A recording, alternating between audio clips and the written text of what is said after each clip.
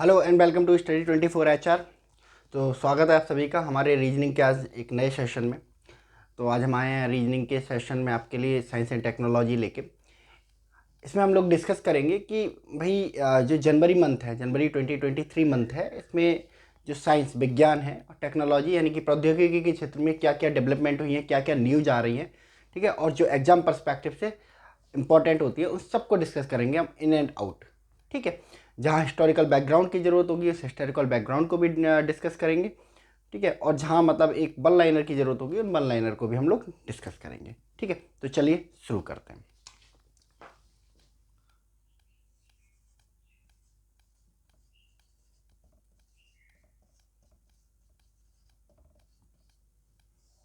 और इसमें आज पढ़ेंगे साइंस एंड टेक्नोलॉजी।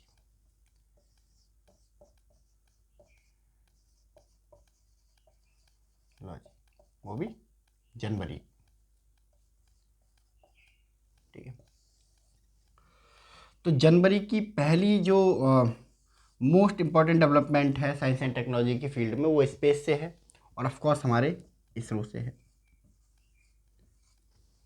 इसरो आप सभी को पता होगा, जैसे अमेरिका की एक एजेंसी है नासा, वैसे ही हमारी है इसरो। हम रॉकेट लॉन्च करते हैं और रॉकेट से स्पेस में हम लोग सैटेलाइट को छोड़ के आते हैं, या मार्स पे जाना हो या फिर मून पे जाना हो तो हम इसरो के थ्रू ही जो रॉकेट है उस पे जाते हैं। ठीक है, तो इसकी जो फुल फॉर्म है वो है इंडियन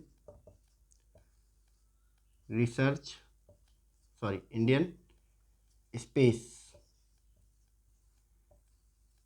रिसर्च ऑर्गेनाइजेशन।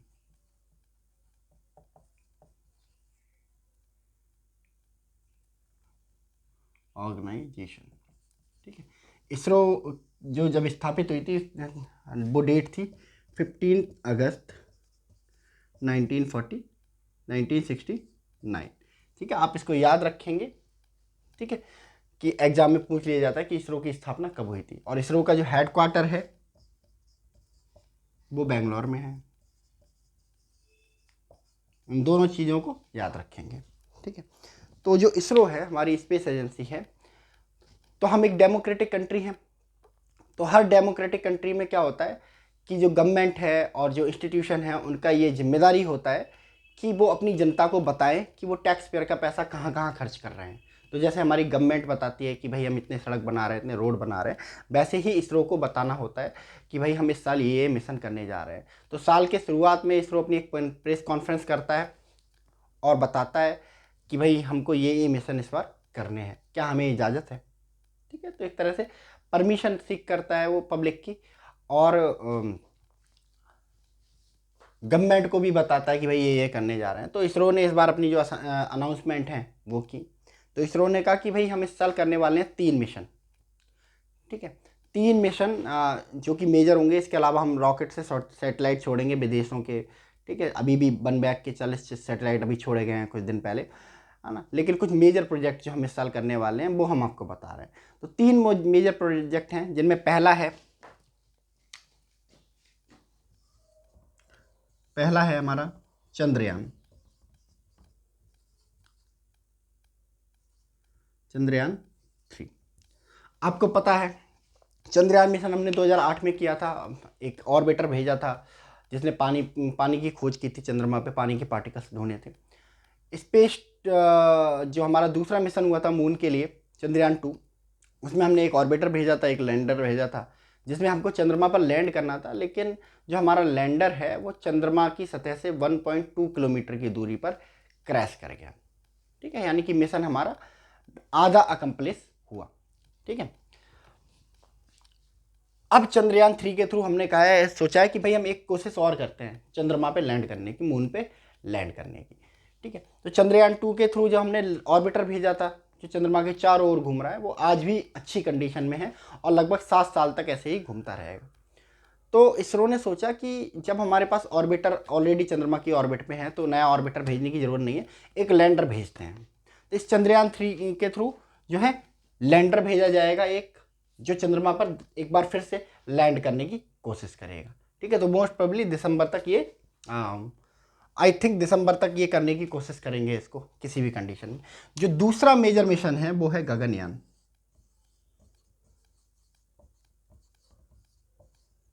ठीक है, गगनयान मिशन। ठीक है, अब गगनयान मिशन क्या है कि दुनिया की हर स्पेस एजेंसी का एक सपना होता है कि वो अपने दम पे अपने देश के नागरिकों को, एस्ट्रोनॉट को स्पेस में एक बार जरूर भेजे। और जब भी कोई स्पेस एजेंसी ऐसा कर लेती है तो उसको बड़ा हाई स्टैंडर्ड पे रखा जाता है। जैसे नासा, अगर आज आप किसी से पूछोगे कि दुनिया की सबसे ट्रस्टवर्दी एजेंसी कौन सी है, तो नाम निकल के आता है नासा का। दुनिया की सबसे नंबर 1 एजेंसी कौन सी है, तो नाम निकल के आता है नासा का। क्यों? क्योंकि नासा के पास अचीवमेंट है। उसने अपने लोगों को स्पेस में भी भेजा है, मून पे भी भेजा है, और प्लान कर रहे हैं भाई मार्स पे भी जाएंगे वो लोग। ठीक है, सेम इसरो का विजन है कि भाई हम भी अपने प्रयासों से, अपनी टेक्नोलॉजी से, रसिया वसिया के थ्रू नहीं, रसिया के थ्रू तो हम जा चुके हैं। रसिया के थ्रू हम लोग 1984 में अपने अपना एक एस्ट्रोनॉट भेजा था जिनका नाम था मिस्टर राकेश शर्मा साहब। ठीक है, तो सबसे पहले पर्सन इंडियन बने थे जो स्पेस में गए थे। उसके अलावा नासा के थ्रू भी बहुत सारे लोग गए हैं, जैसे कल्पना चावला हो गई, सुनीता विलियम्स हो गई, राजाचारी साहब हो गए। तो दूसरी एजेंसियों के थ्रू गए हैं, लेकिन सबसे बड़ी अचीवमेंट क्या है किसी स्पेस एजेंसी की, कि हम अपनी टेक्नोलॉजी से, अपने स्पेसक्राफ्ट से अपने लोगों को स्पेस में भेजें। तो ये जो गगनयान मिशन है ये इसी के बारे में है। गगनयान मिशन के थ्रू 5 लोगों को, कम से कम 5 लोगों को मेड इन इंडिया स्पेसक्राफ्ट में स्पेस पर भेजा जाएगा और 6 दिन बाद उनकी सफल लैंडिंग कराई जाएगी, उनको वापस धरती पे लेके आया जाएगा। ठीक है, तो ये गगनयान मिशन है, और इसकी जो सक्सेस की कामना है, इसके होने की जो कामना है, वो न सिर्फ इसरो, न सिर्फ गवर्नमेंट, बल्कि पूरे देश की जनता कर रही है। ठीक है, तो मोस्ट प्रोबेबली इसको भी नवंबर तक एग्जीक्यूट करने का इनका प्लान है। ठीक है, तीसरा मिशन जो इन्होंने अनाउंस किया है मेजर, वो क्या है? आदित्य L1।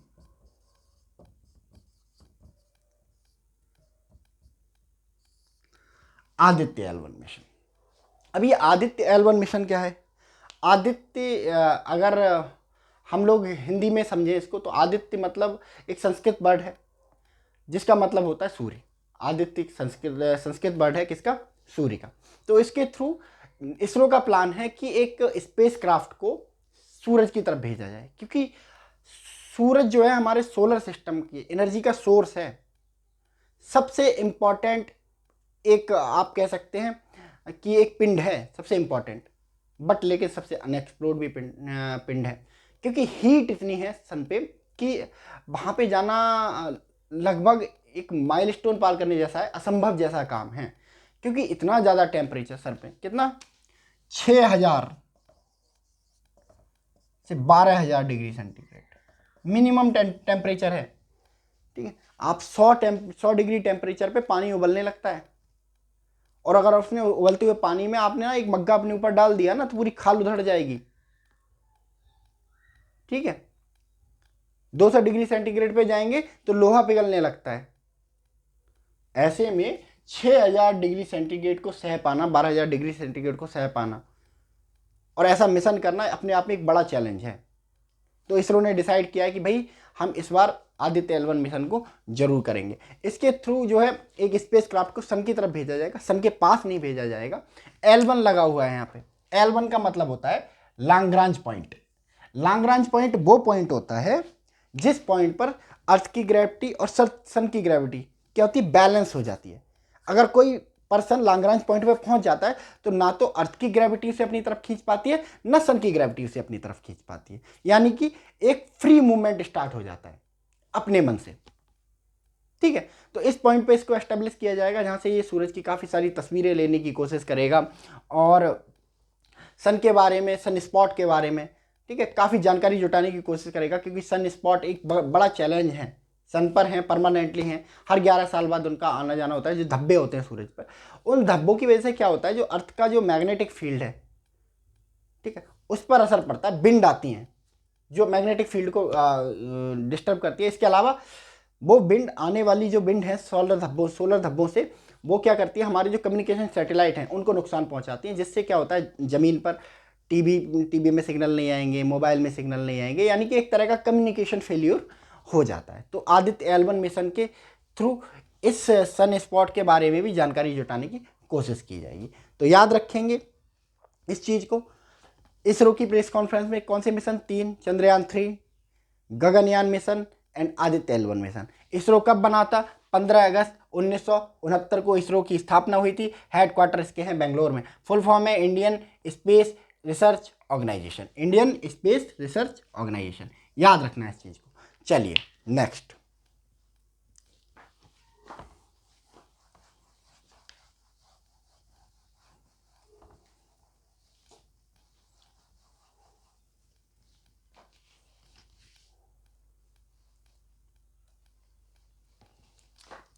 नासा।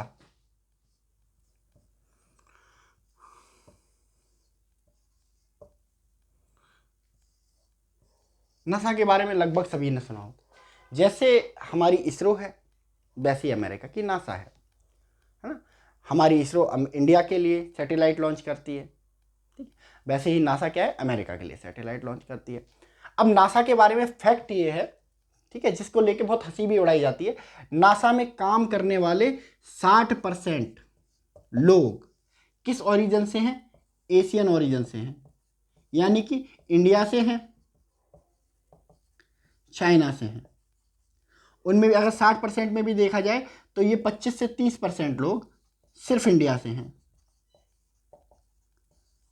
मतलब इंडिया के लोग अगर आज डिसाइड कर लें कि कल से नासा में स्ट्राइक करनी है, ठीक है, तो जो नासा के सारे रॉकेट है ना वो जमीन पे धरे रह जाएंगे, कोई उड़ेगा ही नहीं, ठीक है। इतना इम्पैक्ट करती है हमारी जो इंडियन कम्युनिटी है वो नासा को।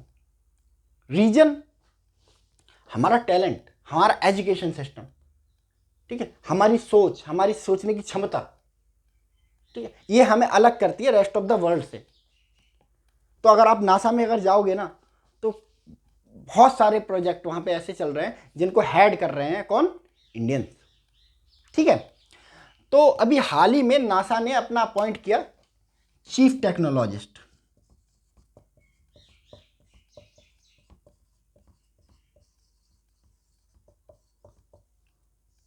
चीफ टेक्नोलॉजिस्ट यानी कि अब नासा की जो टेक्नोलॉजी है वो एक पर्सन डिसाइड करेगा, और वो है इंडियन बाय बर्थ। इनका नाम है एसी चरनिया।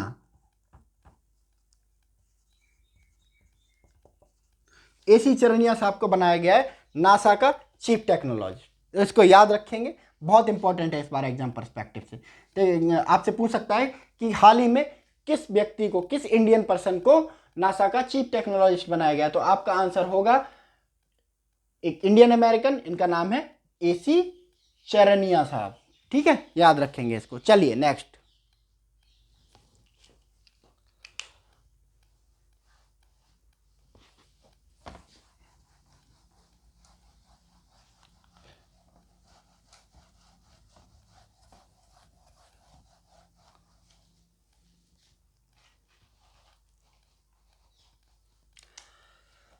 अभी हाल ही में जो साइंटिस्ट हैं उन्होंने बताया, स्पेस साइंटिस्ट हैं उन्होंने बताया कि भाई एक कॉमेट है,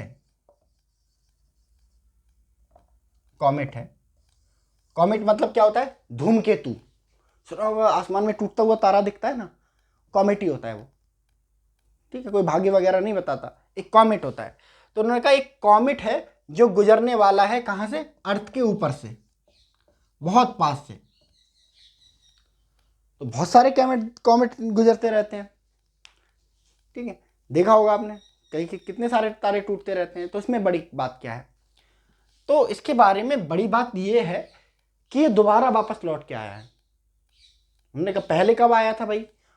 पहले ये अर्थ के पास से गुजरा था 50,000 साल पहले, यानी कि 50,000 साल बाद वापस आ रहा है, ठीक है। और अगली बार जब वापस आएगा तो मात्र 50 साल बाद वापस आएगा, है ना, मात्र 50 साल बाद, है ना।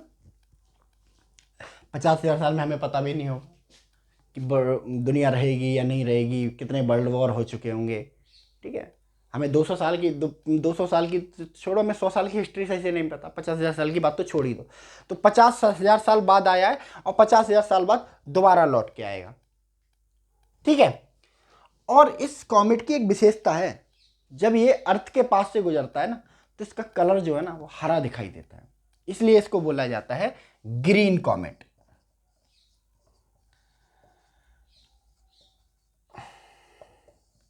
ग्रीन कॉमेट बोला जाता है।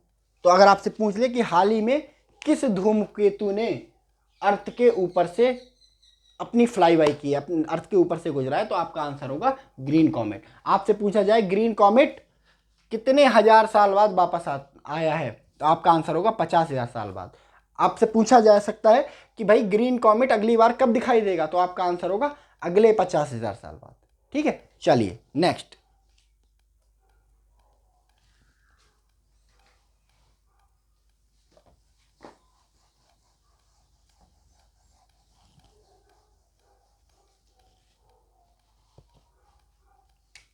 स्काई हॉक बहुत ज्यादा डिबेट में है। तो स्काई हॉक क्या है? एक ड्रोन है, ठीक है ना, ड्रोन शादियों में यूज होते हैं, शादियों की शूटिंग होती है ना, फोटो शूट होता है, उसमें यूज होते हैं ड्रोन। तो वो मतलब छोटे ड्रोन होते हैं और ये एक बड़ा ड्रोन है। तो स्काई हॉक क्या है? एक ड्रोन है। अब इंपॉर्टेंट ये नहीं है कि ये ड्रोन है, ये एक इंडियन मेड ड्रोन है।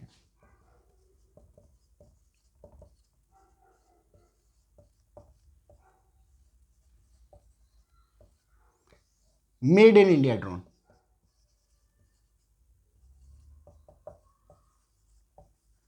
मेड इन इंडिया ड्रोन है ये, यानी कि भारत में बनाया गया है। ओके, भारत में बनाया गया है, कोई बात नहीं है।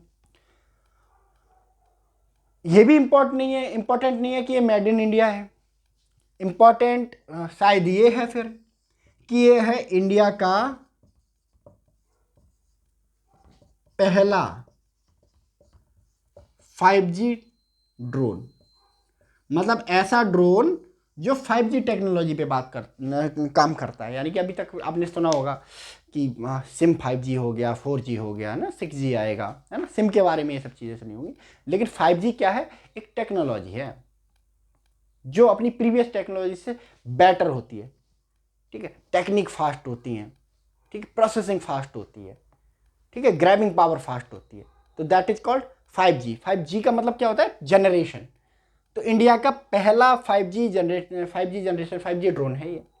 ठीक है, अब चाहे बात यहाँ पे खत्म होती तो अलग बात है, उससे भी बढ़ के इसे किसी गवर्नमेंट कंपनी ने नहीं बनाया।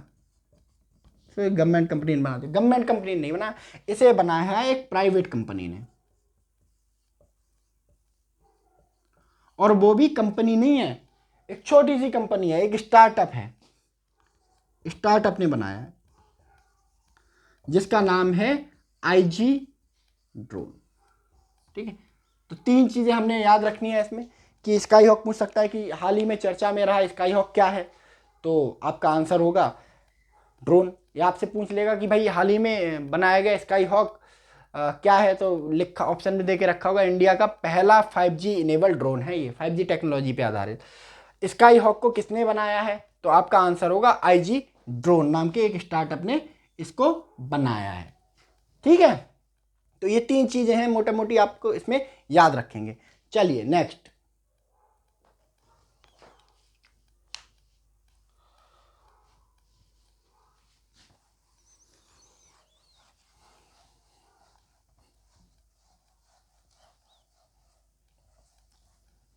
अभी हम पढ़ रहे थे चंद्रयान, गगनयान, अब एक है भाई शुक्रयान।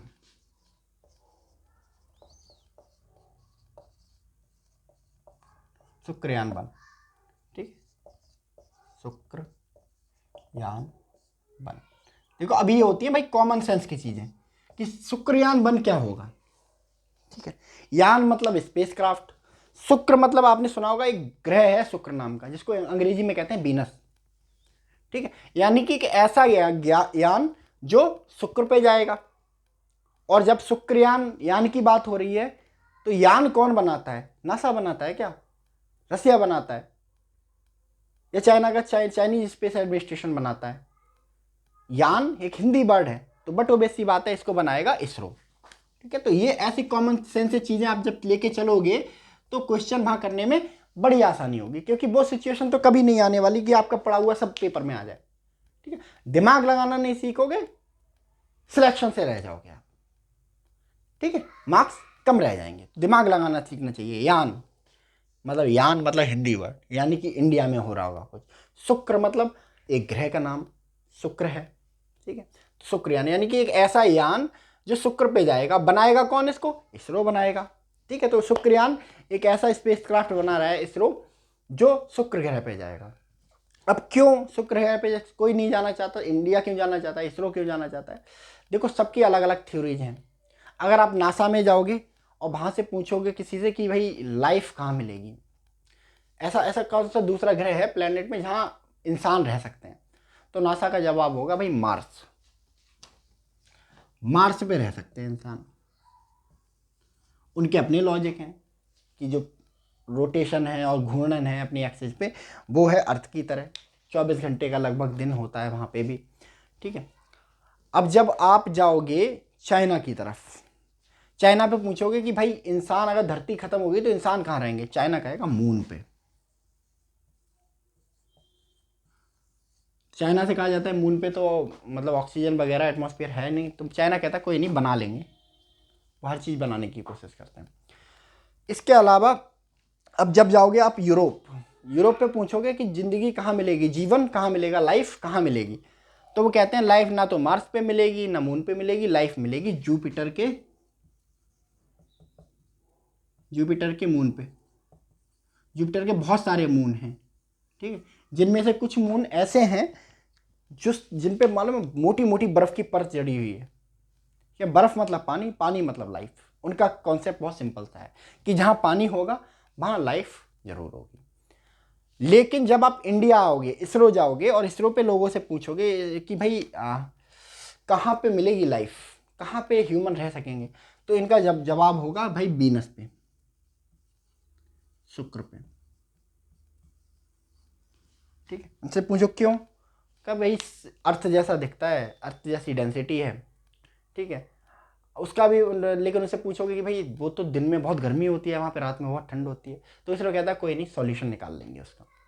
तो ऐसे ही बाकी देशों को लगता है कि भाई कुछ देशों को लगता है मार्स पे मिलेगी लाइफ, कुछ लोगों को लगता है मून पे मिलेगी लाइफ, कुछ लोगों को लगता है जुपिटर के मून पे मिलेगी। वहीं इसरो को लगता है कि भाई लाइफ जो है वीनस पे मिलेगी। ठीक है, तो इसी अपने विजन को, इसी अपनी थ्योरी को साकार करने के लिए इसरो भेजना चाहता है एक स्पेसक्राफ्ट। कहाँ पे? शुक्र ग्रह पे। तो बहुत दिनों पहले इसने रणनीति बनाई थी 2016 के समथिंग में भाई, 2010 के समथिंग में, कि एक स्पेसक्राफ्ट शुक्र पे भेजेंगे।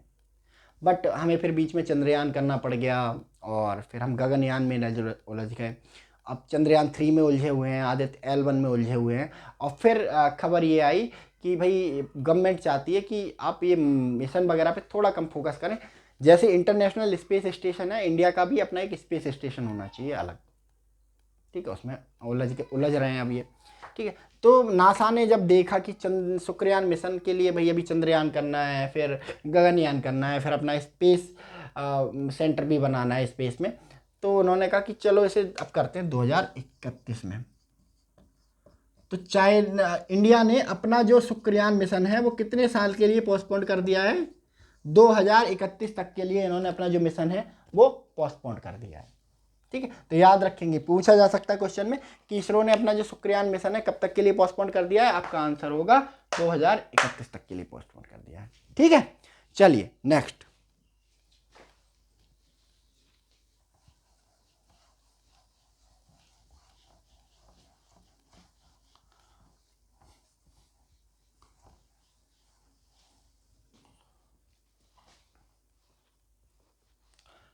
ठीक है, अब एक रडार होता है। रडार आपको पता ही है, डिफरेंट डिफरेंट तरह के रडार होते हैं। मिसाइल्स को देखने के लिए अलग रडार होते हैं। ठीक है, और अर्थ को का ऑब्जर्वेशन करने के लिए अलग रडार होते हैं। ऐसे ही एक रडार होता है डॉपलर वेदर रडार।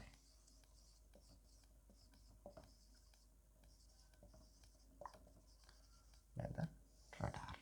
ठीक है, तो पहले के टाइम पे देखते थे इंडिया में, इंडिया की जो टोपोग्राफी है कोस्टल रीजन में, वो कुछ ऐसी है कि वहाँ पे भूकंप बहुत ज़्यादा आते हैं। भूकंप कह रहा हूँ, साइक्लोन, चक्रवात बहुत आते हैं। ठीक है, पानी से आते हैं गोल गोल घूमते हुए, चक्रवात बहुत आते हैं। और पहले के टाइम पे चक्रवात एकदम से आ जाते थे, लोग अपना सामान वगैरह नहीं समेट पाते थे और बहुत लोगों की डेथ हो जाती थी और काफ़ी जान माल का नुकसान होता था, बहुत सारी प्रॉपर्टी जो थी डैमेज हो जाती थी। लेकिन अब ऐसा नहीं होता। अब हमें 1 महीने पहले ही बता दिया जाता है कि अपना अपना सामान हटा लो समुद्र के किनारे से, क्योंकि 1 महीने बाद आने वाला है चक्रवात। कैसे पॉसिबल हो पाया कि भाई हम एक महीने पहले प्रिडिक्ट कर दे रहे हैं कि यहाँ पे चक्रवात बनने वाला है? All thanks to Doppler weather radar. ठीक है, Doppler weather radar Doppler technology पे काम करता है, डॉपलर इफेक्ट पे काम करता है, जिसके थ्रू हम प्रीसाइजली, ठीक है, प्रीसाइजली हम लोग प्रिडिक्ट कर पाते हैं साइक्लोन्स को। ठीक है, तो 2004 के बाद हमने इस टेक्नोलॉजी पे काम करना शुरू करा। ठीक है, और सबसे पहले हमने इस टेक्नोलॉजी का इस्तेमाल किया यहाँ पे कोस्टल रीजन में, क्योंकि यहाँ पे बहुत सारे लोग मारे जाते थे, चक्रवात आते रहते थे। अब हम चाहते हैं कि भाई पूरे इंडिया को इससे कवर किया जाए, क्योंकि भाई जो वेदर वाली आपदा है, डिजास्टर है, वो तो कहीं से भी आ सकती है, कहीं भी आ सकती है। जैसे उत्तराखंड में बादल फटना, क्लाउड बस्टिंग की वजह से कितने लोगों की जान गई थी केदारनाथ में। ठीक है, तो उस चीज़ को रोकने के लिए अब इंडियन गवर्नमेंट कह रही है कि हम पूरे देश में लगाएंगे डॉपलर वेदर रडार। और इंडियन गवर्नमेंट ने पूरी डेडलाइन भी सेट की है। इन्होंने बोला है कि भाई हम पूरे कंट्री को कवर कर देंगे, होल कंट्री कवर हो जाएगी, पूरे कंट्री को कवर कर देंगे डॉपलर वेदर रडार से। कब तक? 2025 तक। ठीक है, 2025 तक इसको कवर करने का प्लान है। सही है, तो आप इसको नोट कर लीजिए।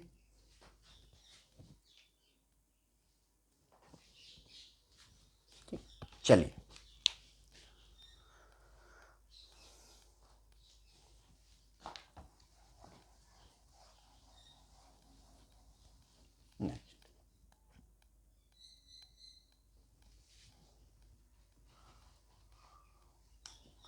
आपने सुना होगा हब्बल टेलीस्कोप के बारे में।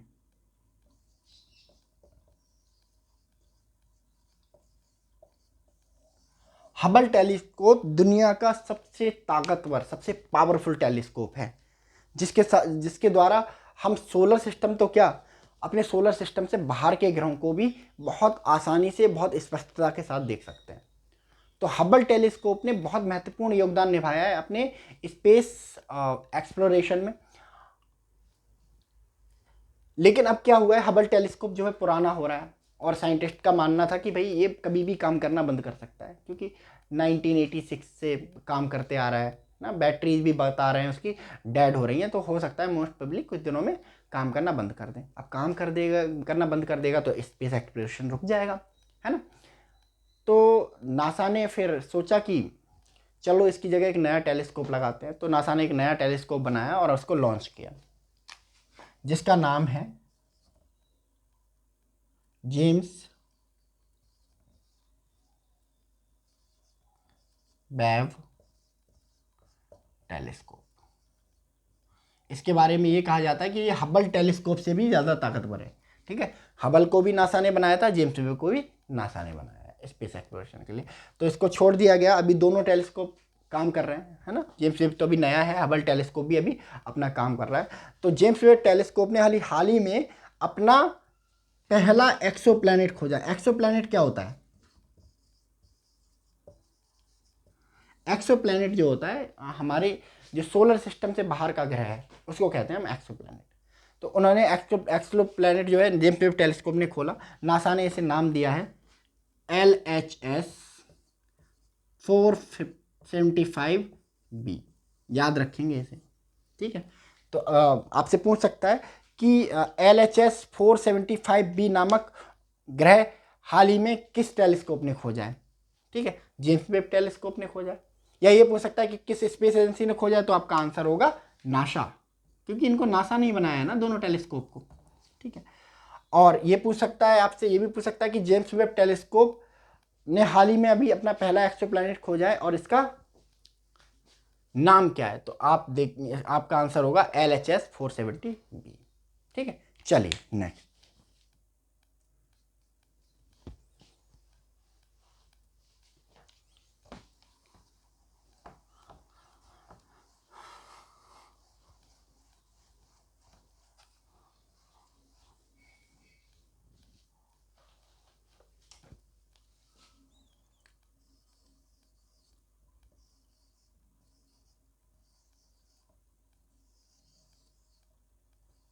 भारोस, ये क्या है भारोस?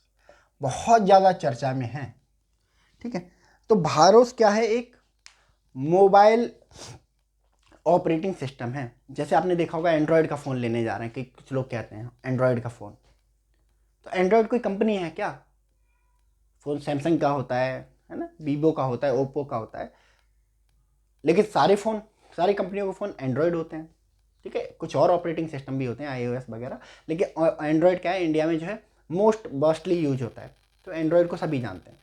तो सब फ़ोन में एंड्रॉयड है, ये एंड्रॉयड है क्या? तो ये एंड्रॉयड एक ऑपरेटिंग सिस्टम है। अगर आपके फ़ोन से मैं एंड्रॉयड सिस्टम हटा दूँ तो आपका फ़ोन डब्बा हो जाएगा, चलेगा ही नहीं। ठीक है, तो उसी एंड्रॉयड की तरह एक है भारोस बनाया गया है। ये इंडिया के द्वारा डेवलप किया गया मोबाइल ऑपरेटिंग सिस्टम है।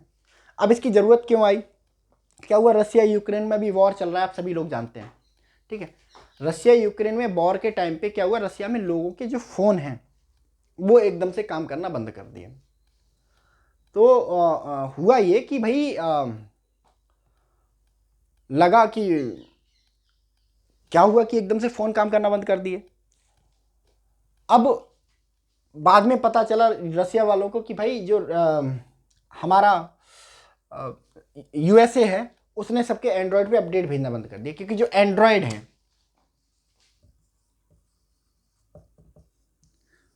वो ऑपरेटिंग सिस्टम किसने बनाया है? यूएसए ने बनाया है। ठीक है, यूएसए का बनाया गया ऑपरेटिंग सिस्टम है। तो इंडिया ने सोचा भाई रसिया यूक्रेन की लड़ाई हुई, यूएसए ने रसिया के एंड्रॉयड फ़ोन बंद कर दिए। अब इंडिया में सोचो कि एक दिन आपके फ़ोन बंद हो जाए, नॉट नेट, पूरा फ़ोन ही बंद हो जाए, डब्बा हो जाए, ऑफ हो जाए, क्या सिचुएशन होगी? पैनिक वाली सिचुएशन होगी। फ़ोन क्या है, हमारी जो बेसिक नेसेसिटी है उनका हिस्सा बन चुका है। ठीक है, बाहर रह रहे हो, माँ बाप को खबर देनी होती है, ठीक है, या अपने प्रियजनों से बात करनी होती है, तो किसका इस्तेमाल करते हैं? फ़ोन का। अब वो फ़ोन ही बंद हो जाएगा, पैनिक क्रिएट हो जाएगा पूरे इंडिया में। अब क्या हुआ कि इंडिया ने सोचा कि भाई यूएसए आज हमारा फ्रेंड है, आज हमारे साथ ऐसे नहीं करेगा, लेकिन इन फ्यूचर ये ऐसा कर सकते हैं। पता चले हमारी पाकिस्तान से वॉर हुई और ये पाकिस्तान को सपोर्ट कर रहा है, इन्होंने हमारा फ़ोन ही बंद करवा दिया सब लोगों के, तो इंडिया ने करना, हमें इस सिचुएशन में पड़ना ही नहीं है। इंडियन गवर्नमेंट ने तभी मतलब शुरू किया कि भाई हमको अपना ऑपरेटिंग सिस्टम बनाना है।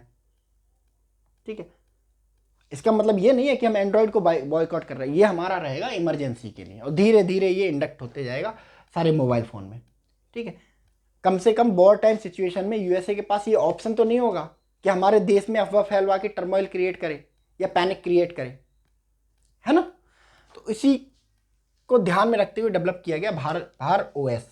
ठीक है, ये बना है BHARAT, भारत प्लस ओएस, यानी कि operating system, Bharat plus operating system, Bharat का एटी हटा के यहाँ ओएस जोड़ दिया गया है, भारोस। ठीक है, तो भारोस क्या है? एक मोबाइल ऑपरेटिंग सिस्टम। याद रखेंगे आप, पूछ सकता है आपसे एग्जाम में कि भारोस क्या है? ऑपरेटिंग सिस्टम, एक मोबाइल ऑपरेटिंग सिस्टम है भारोस। ठीक है, किसने बनाया है इसको, ये भी पूछा जा सकता है। तो इसको बनाया है IIT मद्रास ने। दोनों ही बहुत ज़्यादा इंपॉर्टेंट है कि किसने बनाया है और क्या है। तो भारोस क्या है? एक मोबाइल ऑपरेटिंग सिस्टम है। जिस तरह एंड्रॉयड है वैसे ही हमारे इंडिया का भारोस है, यूएसए का एंड्रॉयड है वैसे ही इंडिया का भारोस है। किसने बनाया है? IIT मद्रास ने इसको डेवलप किया है। ठीक है, चलिए तो इसको याद रखेंगे। चलिए चलते हैं नेक्स्ट।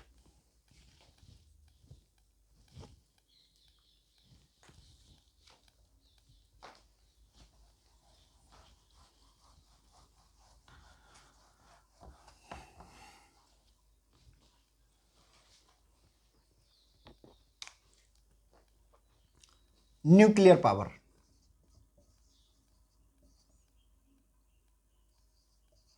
जब ये बात आती है ना न्यूक्लियर पावर की, तो ध्यान में आता है न्यूक्लियर बॉम्ब,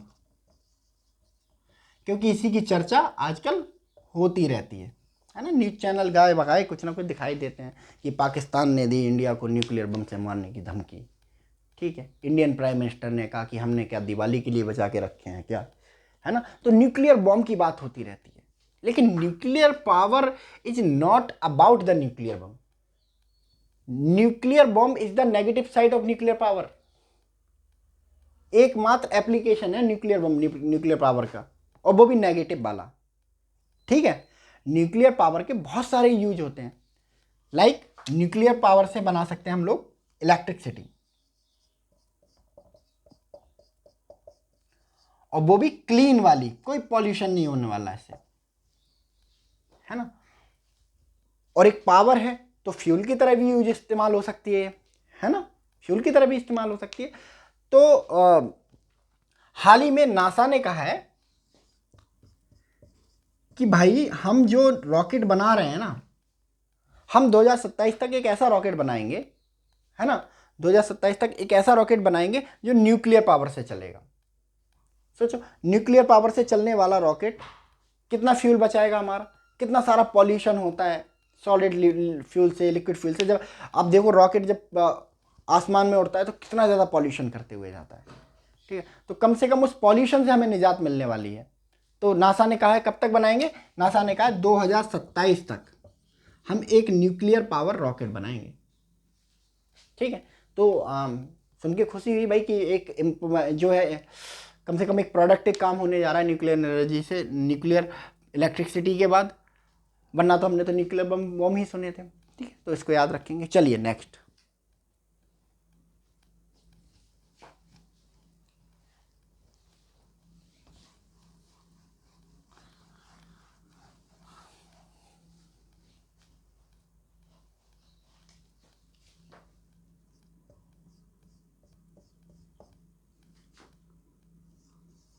इनको बैक, ये क्या है, ठीक है। इसका फुल अगर देखें तो ये है एक इंट्रानासल, इसका पोस्टमार्टम करें तो ये है एक इंट्रानासल कोविड वैक्सीन। देखो, इंट्रानासल कोविड वैक्सीन, ठीक। तो इंडिया ने अभी हाल ही में अपनी पहली इंट्रानासल कोविड वैक्सीन जो है वो बनाई है, ठीक। इंट्रानासल कोविड वैक्सीन का एक सबसे बड़ा फ़ायदा ये है कि जो पहले हमारे पास वैक्सीन यूज होती थी उसमें क्या होता था कि अगर किसी को वैक्सीन लग गई तो उसको कोविड के इफेक्ट नहीं होते थे, कोरोना से बीमार नहीं होता था, डेथ नहीं होती थी, बट कोरोना को नहीं प्रिवेंट करती थी। यानी कि अगर मुझे वैक्सीन लगवा लिए तो मुझे कोरोना से नुकसान नहीं होगा, बट कोरोना अगर मुझे कोरोना से इफेक्टेड हो गया तो कोरोना मेरे साथ रहेगा और मैं किसी को बांट दूंगा उसको, है ना, फैलता है ना सांस से, तो मैं किसी को डिलीवर कर दूंगा। अब एक ऐसे इंसान की जान को खतरा हो सकता है मुझसे जिसने कोविड की वैक्सीन ना लगवाई हो, तो उसी समस्या से निपटने के लिए बनाई गई है इंट्रानासल कोविड वैक्सीन, ठीक है। तो आपसे पूछ सकता है कि इनकोवैक क्या है, तो आपका आंसर होगा इंडियाज फर्स्ट कोविड-19 वैक्सीन, ठीक है। चलिए नेक्स्ट,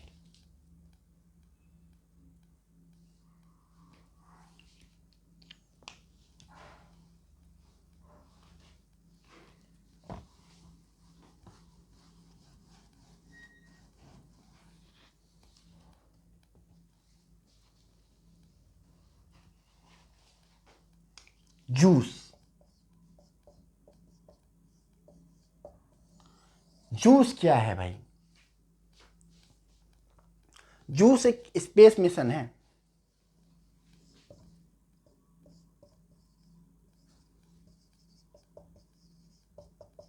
किसका? यूरोपियन स्पेस एजेंसी का,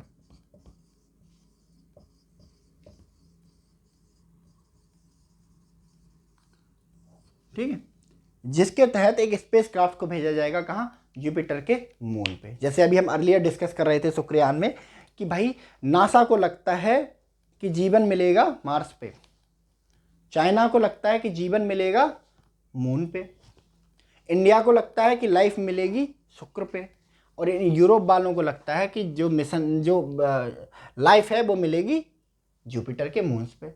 तो उन्होंने इसी अपनी थ्योरी को फॉलो करते हुए डिसीजन लिया है कि इस साल एक मिशन स्पेस क्राफ्ट भेजेंगे जिसका नाम होगा जूस, और ये जाएगा जुपिटर के मून पे।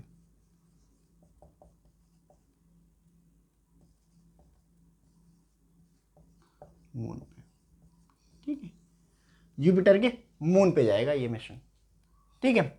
तो आप याद रखेंगे जूस क्या है, एक स्पेस मिशन है, किसका, यूरोपियन स्पेस एजेंसी का। ये आपसे पूछ सकता है कि भाई हाल ही में किस स्पेस एजेंसी ने जुपिटर के मून पे अपना स्पेसक्राफ्ट भेजा है, तो आपका आंसर होगा यूरोपियन स्पेस एजेंसी। ये आपसे पूछ सकता है कि भाई हाल ही में यूरोपियन स्पेस एजेंसी ने कौन सा जो स्पेसक्राफ्ट है वो जुपिटर के मून पे भेजा है, आपका आंसर होगा जूस, ठीक है, सिंपल है। चलिए नेक्स्ट।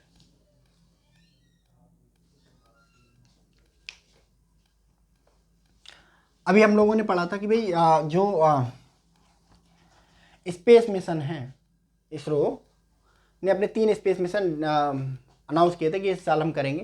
तो अभी हाल ही में इन्होंने डिसाइड मतलब डिक्लेयर कर दिया है कि भाई ये आदित्य L1 करने जा रहे हैं। आदित्य L1 मैंने बताया था कि एक ऐसा स्पेसक्राफ्ट जो लैग्रांज पॉइंट पे जाके खड़ा हो जाएगा और सूरज के बारे में जानकारी गैदर करेगा, सौर धब्बों के बारे में जानकारी गैदर करेगा, और इंडिया को और पूरे वर्ल्ड को प्रॉफिट करेगा अपनी सोलर नॉलेज से। तो इसरो ने हाल ही में डिसाइड किया है कि भाई ये मिशन हम करेंगे जून के लास्ट में और जुलाई के बिगनिंग में, यानी कि जून जुलाई के शुरू में, यानी कि 21 से लेके 30 जून तक, और या फिर 1 जुलाई से लेके 10 जुलाई तक, ठीक। अब आप सोच रहे होंगे कि ये प्रीसाइजली डेट तो बताई नहीं। तो देखो बहुत सारी, जब रॉकेट एक स्पेसक्राफ्ट लॉन्च होता है, जब एक रॉकेट लॉन्च होता है तो बहुत सारी कंडीशंस को देखना पड़ता है कि हम किस पोजीशन में हैं, है ना, सोलर सिस्टम में, प्लस कोई तूफान वगैरह तो नहीं आने वाला है, ठीक है। फिर ये भी देखना पड़ता है कि भाई वहाँ कोई, जहाँ से हमारा रॉकेट गुजरेगा वहाँ कोई जो स्पेस डेब्रिस है, स्पेस का कचरा है, वो तो नहीं है, पता चले हमने रॉकेट भेजा वो किसी सैटेलाइट से जाके टकरा गया।